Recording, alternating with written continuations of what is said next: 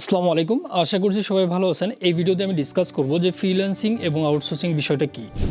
অনেকে যেটা চিন্তা করে সেটা হচ্ছে ফ্রিল্যান্সিং এবং আউটসোর্সিং দুইটাই আসলে সেম।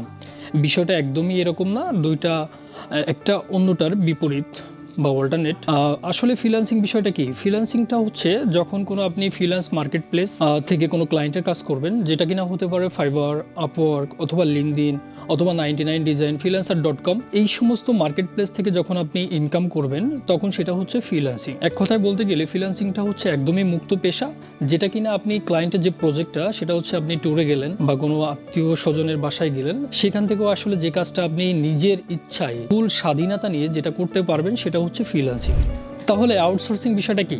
আউটসোর্সিং হচ্ছে যখন কোনো আপনি আইটি কোনো কোম্পানি অথবা কোনো ইনস্টিটিউটের হয়ে আপনি কোনো কাজ করে দিচ্ছেন। সে ফর এক্সাম্পল, আমি অ্যাজ এ ফ্রিল্যান্সার আমার অনেক কাজ জমে গেছে, আমি চাচ্ছি কি আমার এই কাজগুলো ওভারকাম করার জন্য তৃতীয় পক্ষকে হায়ার করব।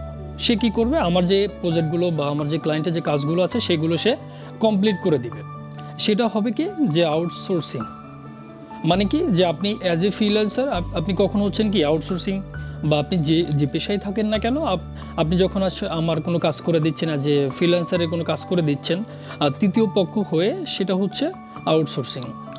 আপনি অ্যাজ এ জব হোল্ডার যে ফুল টাইম ফ্রিল্যান্সিং করতে পারবেন কি না, এই বিষয়টা হচ্ছে অনেকে আমার কাছে জিজ্ঞেস করে যে ভাই আমি তো ফ্রিল্যান্সিং করি বা আমি তো জব করি, সেক্ষেত্রে আমি যদি ফুল টাইম ফ্রিল্যান্সিং করতে চাই সেক্ষেত্রে করতে পারবো কি না।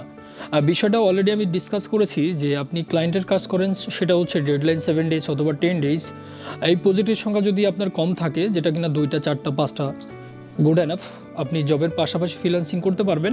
আর যদি এই প্রজেক্টের সংখ্যা 10টা 20টা 15টা 25টা 30টা হয়, সেক্ষেত্রে আপনার জবের পাশাপাশি ফ্রিল্যান্সিং করা খুবই কমপ্লিকেটেড হতে পারে। এজন্য আপনার প্রজেক্টের সংখ্যা যদি বেশি হয়ে থাকে, সেক্ষেত্রে আপনি ফুল টাইম ফ্রিল্যান্সিং করতে পারেন। মোরাল অফ দ্য স্টোরি হচ্ছে যে আপনি ফ্রিল্যান্সিং করেন বা আউটসোর্সিং করেন বা জব করেন, আপনি যেটাই করেন না কেন, আমাদের 2026-এ এসে আমাদের যে স্কিল আছে, এক্সিস্টিং যে স্কিল আছে, আমাদের উচিত আরও নতুন নতুন স্কিল শেখা, এআইকে আরও ভালো করে আয়ত্ত করা। সেক্ষেত্রে আমি মনে করি আপনি যদি এগুলো ওভারকাম করেন, সেক্ষেত্রে আপনার ফিউচার আরও বেটার হবে। আর এই বলে আমি আসলে আজকের ভিডিওটা এখানেই শেষ করতে চাচ্ছি। দেখা হচ্ছে নতুন কোনো ভিডিওতে।